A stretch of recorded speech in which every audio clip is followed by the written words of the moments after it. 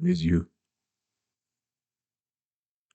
Je ne sais pas dans quel monde ancien, de quelle contrée sous-marine provient la fêlure dans les yeux de maman. Je sais qu'il y a un peu la mer dans sa pupille, et l'époque où les calanques étaient secrètes. Oui, le nuancier des regards de maman conserve une part de mystère. Si nous voulions évoquer cette fêlure tous les deux, nous resterions muets comme une cité perdue. Elle ressemble à la tristesse sauvage dont parle Oriane. On ne peut l'apprivoiser avec des mots. Peut-être que c'est comme le vent. On peut sentir le vent, le nommer, le reconnaître. Déjà, enfant, on voit son passage sur les arbres. Mais jamais on ne pourra atteindre sa nudité. Jamais on ne pourra épuiser sa signification. À travers la fêlure passe un peu de lumière, mais il est impossible de savoir qui ou quoi l'a dessinée. On ne peut pas raconter son histoire. Elle n'a pas de biographie, de généalogie, d'ancêtre.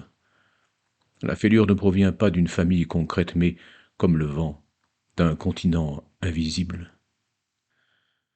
À travers la fêlure de maman passe de la lumière. Je la vois. Je sais qu'elle existe.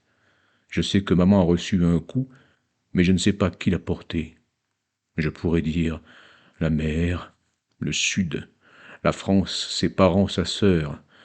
Je pourrais dire les hommes, je pourrais dire papa.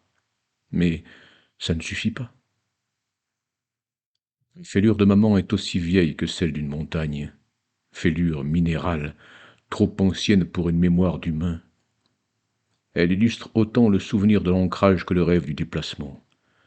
Elle est plus tellurique que temporelle. Elle existe, et rien ne suffit à l'expliquer. Les cultures et les familles emplissent tes yeux différemment. Les regards changent d'une langue à l'autre. Une terre lointaine peut modifier nos regards. Si les yeux font miroiter les âmes, ils font aussi miroiter les pays. Mais la fêlure dans les yeux de maman semble lui préexister. En faisant le tour du monde, elle devient partout étrangère. J'aimerais trouver un territoire que sa fêlure ne colonise pas. Quel long exil dans les yeux de maman.